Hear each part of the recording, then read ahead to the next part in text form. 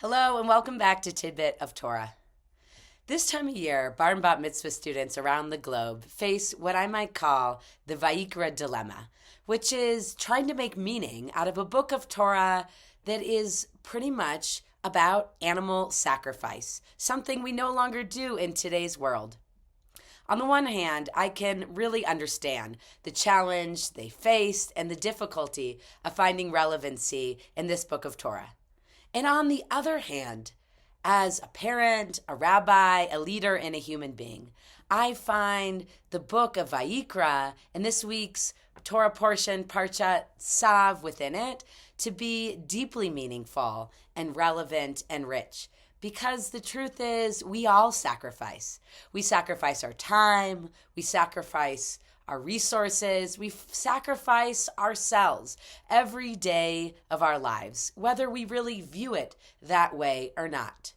But I invite us to give ourselves permission to view the sacrifices in our lives as that.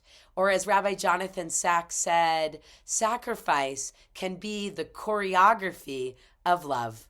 Whether we're on the floor playing blocks with our children, driving carpool, or just spending a long time with open listening ears in a conversation with someone who needs to be heard, sacrifice can certainly be a labor of love.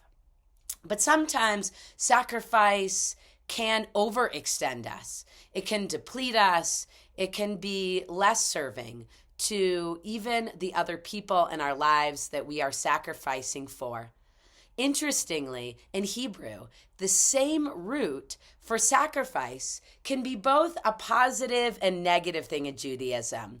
The word avodah, which is one of the words for sacrifice, can mean sacrifice, service, work, or even prayer. Avodah can mean prayer as in the standing prayer, the Amidah prayer, the system that replaced the sacrificial system after the temple.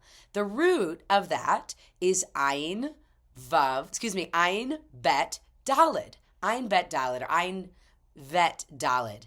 The same Hebrew root shows up in the word Avadim, as in when we will say at our Passover Seder next week, Avadim Chayinu, we were slaves. Because sometimes when we are in relationships that there's a power dynamic or an unhealthy addiction or unequal relationship, what may start as service becomes slavery.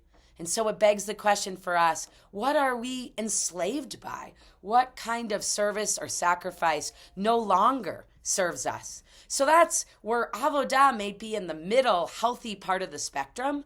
On the one hand, if we get in an overextended way that is an unhealthy relationship, we can become enslaved. And on the other end of the spectrum, self-sacrifice can lead to a certain kind of martyrdom that ends in what we call in Hebrew avodah zarah. Avodah, you hear that word, that same root again? Avodah zarah in Hebrew is idolatry. When we self-sacrifice too much of our life, giving away too much to something or someone or an idea, we sacrifice our own values, and that can lead to what we might call idolatry in our lives. So it's up to each one of us to determine what is that healthy zone of sacrifice in our life that is uplifting, elevating, and nourishing to ourselves and those that we serve without being enslavement or depleting or unhealthy.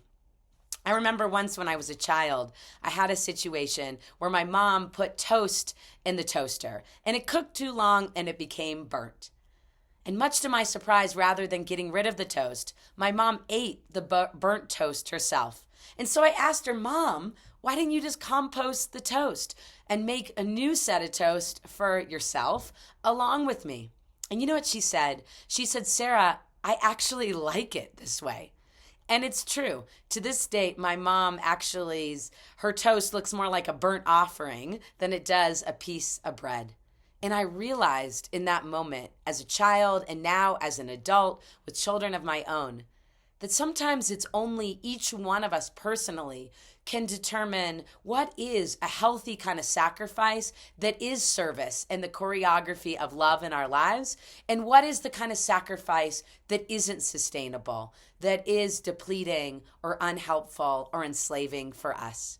So I am thankful for the book of Vayikra and its lessons about sacrifice, as well as the opportunity that the upcoming holiday of Passover presents us to ask ourselves questions about what is the role of sacrifice in our lives as parents, as community members, and as people. And how can we further find opportunities to sacrifice in meaningful ways of love and service while letting go of the actions and relationships that don't serve us and thereby don't serve our loved ones. Shabbat Shalom and happy Passover to everyone.